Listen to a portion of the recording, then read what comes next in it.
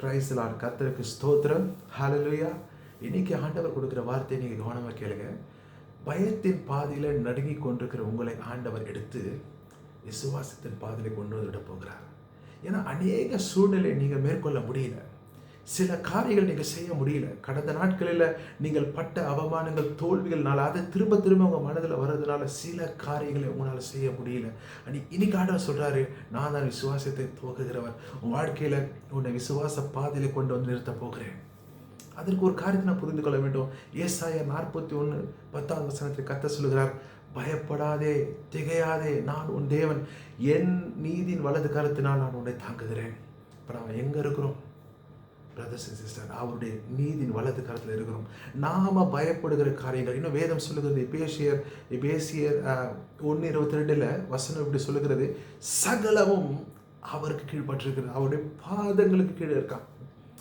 நீங்கள் பயப்படுகிற எந்த காரியமானாலும், பிசாசு உங்களை பயமுறுத்தி உங்களை நெருக்குகிற, உங்களை முன்னேற விடாமல் தடுக்கிற எந்த காரியமானாலும், அந்த பிசாசை ஆனாலும் வேதம் சொல்லுகிறது அவருடைய பாதங்களுக்கு கீழே.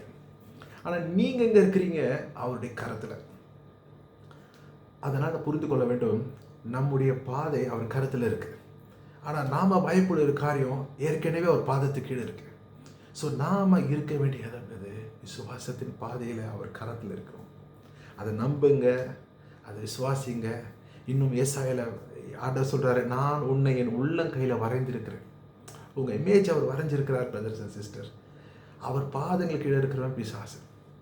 அவன் உங்களை பயமுறுத்துறான், அவளை பயமுறுத்துறான். இன்னைக்கு ஆண்டவர் அந்த பாதையிலேருந்து உன்னை தூக்கி விசுவாசத்தின் பாதையில் நிறுத்தி, என்னென்ன காரியத்தை நீங்கள் செய்ய முடியாமல் தோற்று போய் அவமானத்தோடு நின்றீர்களோ அதே காரியத்தை ஆமென் விசுவாசத்தோடு போய் செய்து முடிக்கிற வீரர்களாய் கர்த்தர் உங்களை மாற்றப் போகிறார். ஜெயத்தை ஆண்டவர் கொடுக்க போகிறார். அதனால தான் ஆண்டவர் இன்னைக்கு உங்களோட பேசி கொண்டிருக்கிறார். எதேச்சியாக நீங்கள் இந்த மெசேஜை கேட்கல, கர்த்தர் உங்களை தூக்கி எடுத்து தோல்வியிலிருந்தும் பயத்திலிருந்தும் உங்களை தூக்கி எடுத்து ஜெயத்தின் பாதையில் வைக்கிறார், விசுவாசத்தின் பாதையில் வைக்கிறார். வேதம் சொல்லுகிறது, விசுவாசத்தை அவர் தான் துவக்குகிறார். ஆனால் பிசாசு பயத்தை ஊற்றான், அதிலே இருக்க வைக்கிறான். பாருங்கள், இன்னைக்கு ஆண்டவர் அதில் உங்களை தூக்கிட்டாரு. நீங்கள் எதெல்லாம் செய்ய முடியலையோ இனி அதெல்லாம் செய்ய போகிறீங்க. யாரெல்லாம் உங்களை துரத்துனாங்களோ, எந்த சத்துரு உங்களை துரத்துனானோ நீங்கள் அது சத்துரு துரத்த போகிறீங்க. ஏன்னா இன்னைக்கு ஆண்டவர் உங்களை டிரான்சிஷன் பண்ணுறார், மாற்றுகிறார். உங்களுடைய இருதயத்தை ஆண்டவர் புதுப்பிக்கிறார். விசுவாச பாதையில் நடக்கும்படி அவர் சொல்கிறார், என் கரத்தில் இருக்கிறமா, என் கரத்தில் இருக்கிற மகனே மகளே, என் பாதத்தின் கீழே பிசாசு தான் இருக்கிறான். அவன் யார் ஒன்று பயமுறுத்துவதற்கு? நான் என் விசுவாச ஆவியை மேலே வைக்கிறேன். இனிலேருந்து அது மாற்றம் வருகிறது. தைரியமாக புறப்பட்டு காரியத்தை நீங்கள் ஜெயமாய் பெற்றுக்கொள்வீர்கள். எல்லாமே உங்களுக்கு ஜெயமாக இருக்கும், எல்லாமே உங்களுக்கு ஆசீர்வாதமாக இருக்கும். கர்த்தர் உங்களை அந்த அடிமைத்தன பயத்திலிருந்து தூக்கி தம்முடைய ஆவியினாலே விசுவாச பாதையிலே கொண்டு வந்து விட்டார்.